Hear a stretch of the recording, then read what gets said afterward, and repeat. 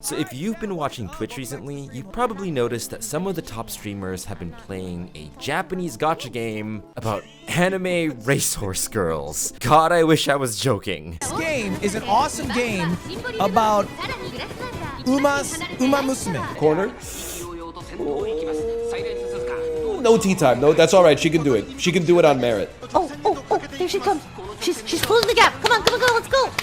And the thing is, this game has a huge cult following. The amount of hype this game has been getting the past few months is just insane. And a huge reason behind this is the fact that there's legit IRL lore about these characters. Some of these girls are based off of real-life Japanese racehorses. And in turn, the game has helped to generate thousands of dollars for these horses through donations alone. But the thing is, this isn't necessarily something new. Plenty of Japanese gacha games have taken this approach of turning mundane items into anime girls. From World War II warships to straight up guns, a lot of things have been turned into waifus. And every time Japan does this, they turn out super successful, with huge cultural impacts. But why is this the case? Why does Japan love turning things to anime girls? And what do they get out of this? And what exactly does it cost them in the long run in creating these characters? And the answer is a lot more simple than you think, actually. Dear husband, you buy too much anime figurines and merchandise. Now we are homeless. Please stop gooning to anime girls and get a job. We have bills to pay.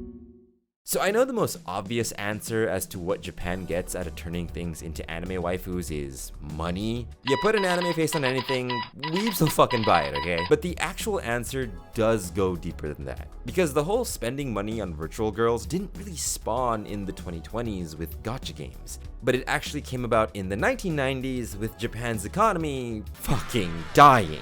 So throughout the 1970s and 80s, Japan's economy was literally too good to be stopped. Their consumer goods were everywhere. Companies like Sony and Toshiba were popping off and flooding foreign markets with quality goods. Hell, even my own country of Malaysia was wrapped up in the simping for Japan craze, so much so that our government at the time created the Dasa Pandang Timur program, or the Look East initiative, which held countries like Japan as the perfect role model for Malaysia to emulate. But with every high, there will always be a low. And this golden period of Japan came crashing down in the 1990s with Japan's lost decade. This was a period in Japan marked by a really bad recession, with Japan's economy essentially imploding. The economy slowed, youth unemployment rose, people were straight up not having a good time.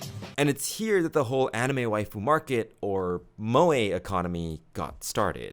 Since the economy was literally crashing and burning in Japan, people there just didn't have the confidence to spend. And with plenty more people losing their jobs, many were scared of their situation. So they turned to smaller products for comfort. While the main market tanked, niche markets like anime merchandise were on the upswing. Products associated with cute anime characters were generally low cost and widely accessible. And they weren't big financial decisions. Spending a couple of thousand yen on a new apartment in the middle of a recession is vastly different than spending about 60 yen on an anime figurine that makes you feel good. And I'm not joking when I say this. Purchasing anime merchandise was not seen as a financial investment. It was an emotional one. As Patrick Galbraith says in his book, The Moe Manifesto, quote, "The situation got worse when the economy tanked in the 1990s, which made it harder to get a job and be that ideal man. Moe provides a low-cost, low-stress solution to the love gap problem. People were losing their jobs, and for some,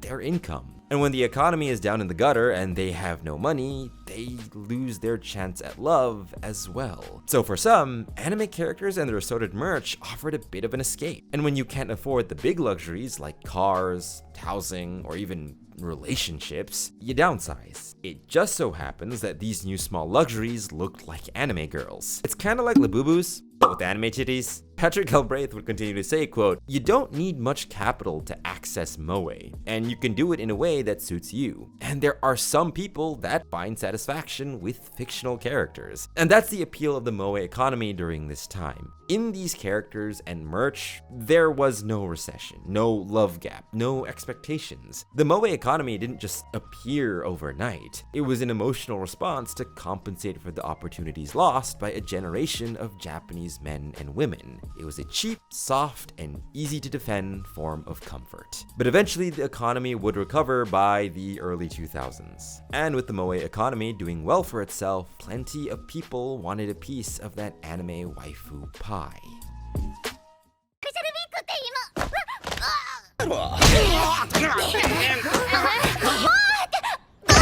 So by the early 2000s, the moe economy had solidified itself into a proper industry. People were willing to spend on anime characters. It was a legit business model. Some anime during this period that you wouldn't think would be that popular would eventually go on to generate thousands, if not millions worth of dollars in revenue. But surprisingly enough, this wasn't just because the corporations behind these anime were shilling them hard, but also because of how Japanese otakus changed in interacting with them. Essentially, Japanese otakus went, fuck the story, give me them anime titties. As the Japanese writer and philosopher Hiroki Azuma says in his essay, Otaku, Japan's Database Animal, he says, quote, "The importance of the narrative has declined. The characters have become more important in otaku culture. The success of a project is directly determined not by the quality of the work itself, but by the ability to evoke moe desires through character designs and illustrations." By this time, Japanese otakus didn't really care for anime or games with grand sweeping narratives and deep meaning. They wanted waifus, and they wanted them now. Stories with characters that had endearing quirks or personality traits were more marketable, and were the new point of obsession for many Japanese otakus. Add on the fact that coming out of the 1990s, there was a sense of national pessimism across Japan, but with the whole economy imploding, a literal doomsday cult terror attack, and an earthquake that killed about 5,000 people,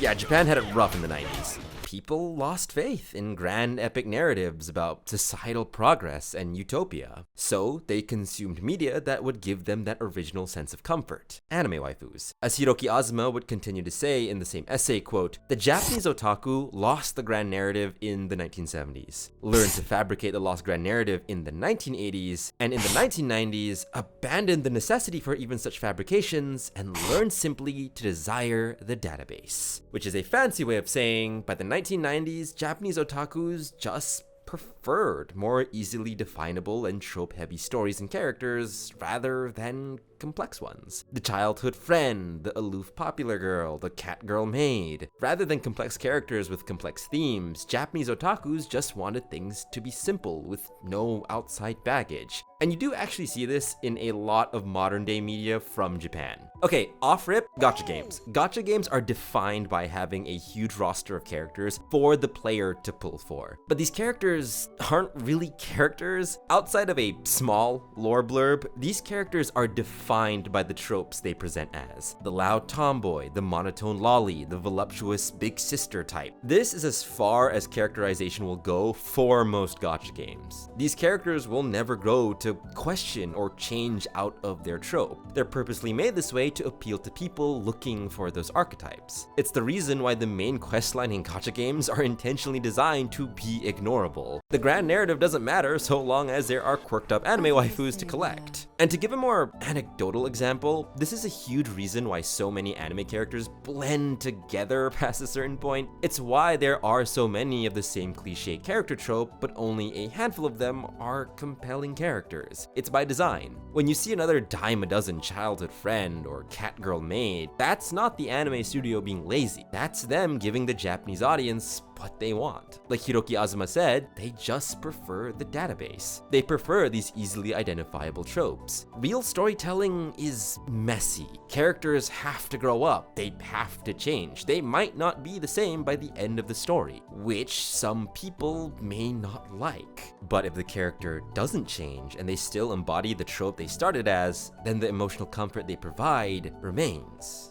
And the audience won't be turned off by them. In the same way that people indulged in the moe economy because it's safe, easy, and comforting, Japanese otakus preferred these characters for the very same reason: easy, emotional satisfaction. But as always with new forms of comfort and commodity, there's always a possibility of things going too far.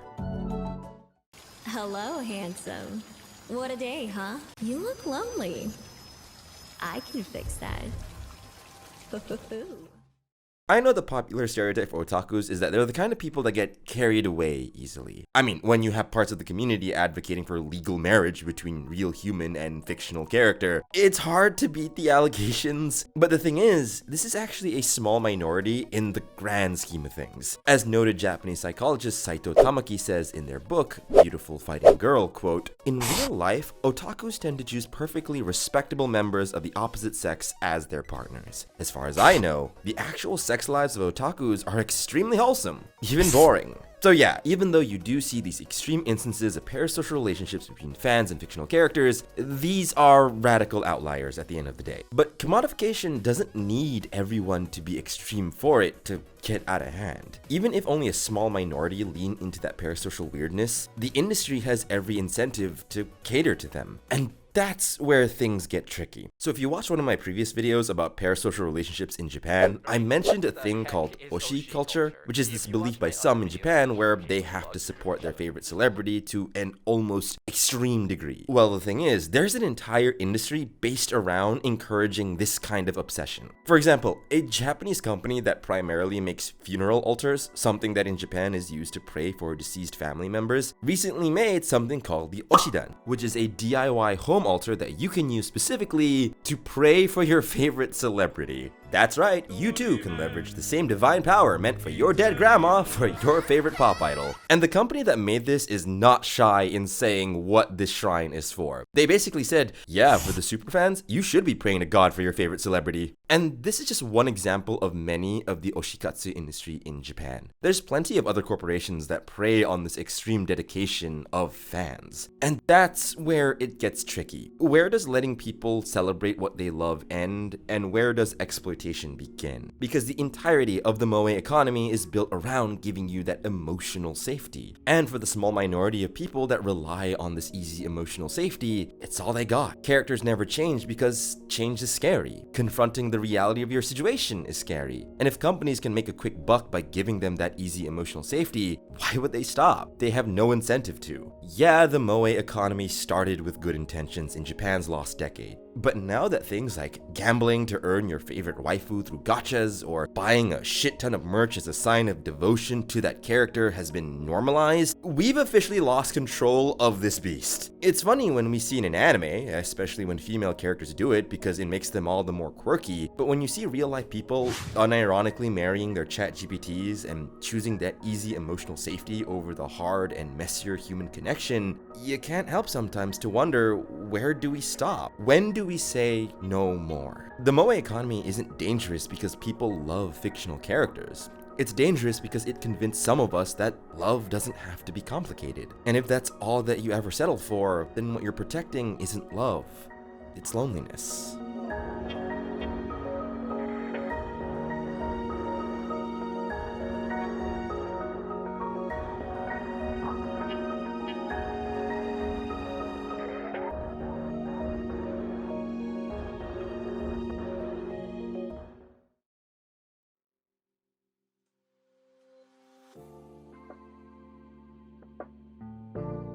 What's your favorite anime? I don't really have one.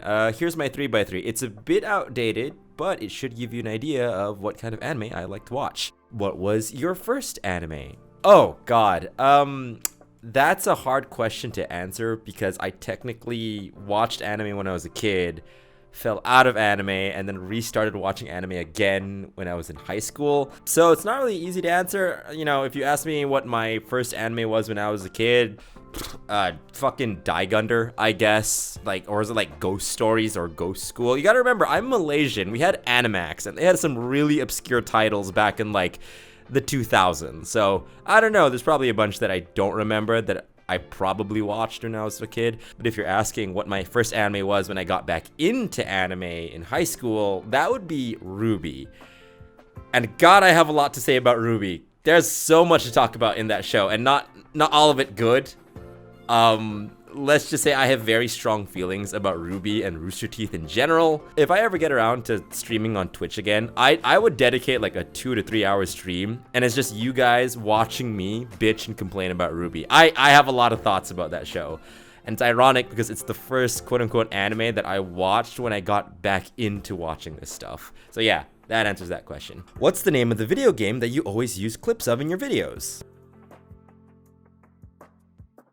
How do you currently decide the topic of your videos? I don't really have a pattern or a technique. I just choose whatever topic that really interests me. It could be an aesthetic subculture like the Gyaru video. It could be just wanting to talk about the parasocial aspect of the waifu culture and all that. It could be anything really. I don't really have a set rhyme or reason as to the video topics that I pick.